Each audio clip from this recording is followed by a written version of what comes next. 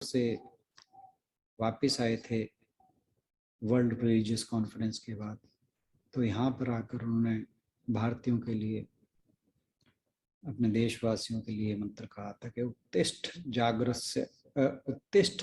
जागृत प्राप्य वरानि बोधत क्षूरस्य धारा निशिता दुर्त्यया दुर्गम पथस्त तत् कव्यो वदंती के हे मनुष्यो उठो जागो, श्रेष्ठ ज्ञानी जन पुरुषों को प्राप्त करके उनसे उनके पास जाकर ज्ञान प्राप्त करो। परम ज्ञानी पुरुष परम ज्ञानी पुरुष उस पथ को छुरे की तीक्ष्ण धारा के समान दुर्गम कहते हैं। तो ये एक आवाहन है सभी के लिए, जो यमराज जी ने नचिकेता के थ्रू सबके लिए कहा कि सबको उठो जागो, और जो श्रेष्ठ व्यक्ति हैं, जो ज्ञानी व्यक्ति हैं, जिन्होंने उस ज्ञान को, उस ब्रह्म ज्ञान को प्राप्त कर लिया है, जिन्होंने परमात्मा का साक्षात्कार कर लिया है, उनके पास जाकर ज्ञान प्राप्त करो। और कहा कि जो परम ज्ञानी लोग हैं वो इस मार्ग को छुरे की धार पर चलने के समान दुर्गम बताते हैं कि ये जो ईश्वर को पाने का मार्ग है, इसे हतोत्साहित नहीं होना चाहिए। ये बात सुन के कि ये तो बहुत दुर्गम हो गया, छोड़ो परे, क्या जरूरत है छुरे की धार पे चलने की ऐसी बात नहीं है। तो क्योंकि एक आह्वान भी साथ में किया हुआ है कि वो परमात्मा को प्राप्त करना मनुष्य का धर्म है, जो लक्ष्य है जीवन का, जो लक्ष्य है वो उसे प्राप्त करना है। ये जीवन तभी जो है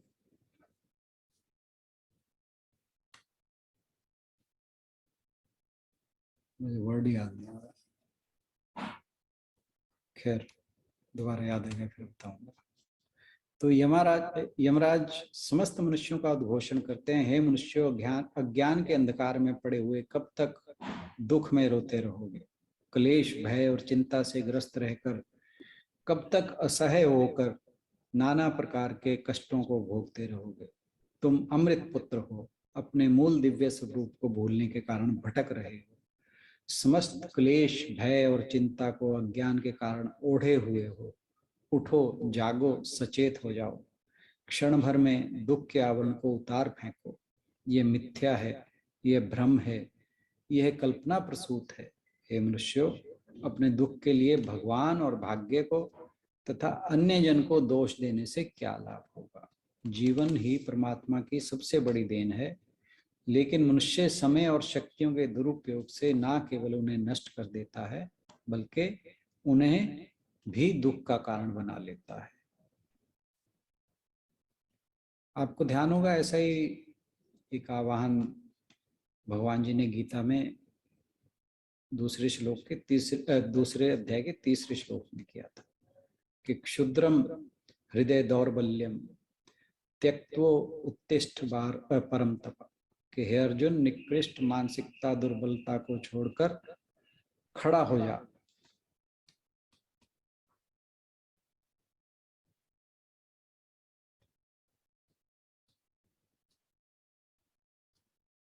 अब इसको छुरे की धार पर चलने जैसा क्यों बताया? क्योंकि छुरे की धार पर चलने जैसा इसलिए है कि इस रास्ते पर चलने के लिए कहीं बाहर नहीं जाना, अपने अंदर ही जाना है। और अपने अंदर ही जाना सबसे ज्यादा मुश्किल इसलिए है क्योंकि हमारी जो इंद्रियां हैं वो सारी बाहर की ओर दौड़ती हैं। आँखों को अच्छा दृश्य चाहिए, कानों को अच्छे बोल चाहिए, जीवा को अच्छा स्वाद चाहिए, जो स्किन है, त्वचा है, उससे अच्छा स्पर्श चाहिए। तो ये जो इंद्रियां हैं वो हमेशा बाहर की ओर भागती है, और जो ईश्वर को प्राप्त करने का मार्ग है वो अंदर की ओर है। ये इसीलिए दुर्गम है कि जो चीज ऑपोजिट डायरेक्शन में जा रही है उससे, अब जैसे मान लीजिए एक नदी में नाव जा रही है, अब नाव ने जिस तरफ जाना है और हवा का रुख उससे उलट है, उससे विपरीत दिशा में है, तो आप सोचिए कि नाव के लिए अपने डायरेक्शन में जाना कितना मुश्किल हो जाएगा। इसीलिए इस यात्रा को दुर्गम कहा है। जो जो ज्ञानी जन है उन्होंने दुर्गम या छुरे की धार पर चलने वाली यात्रा इसीलिए कहा है कि हमारी इंद्रियां जो हैं वो हमेशा बाहर की ओर भागती हैं, और जो ईश्वर है वो तभी प्राप्त होगा जब हम मन बुद्धि इंद्रियों को अपने अंतःकरण की ओर मोड़ेंगे। तो ये एक जो नेचुरल टेंडेंसी है उससे उलट दिशा में ले जाने के लिए हमें बहुत ज्यादा प्रयत्न करना पड़ता है। इसलिए ये जो रास्ता है वो छुरे की धार पर चलने जैसा है।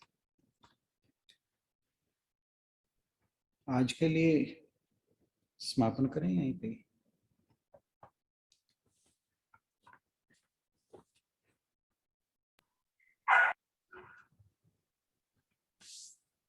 किसी को कुछ कहना हो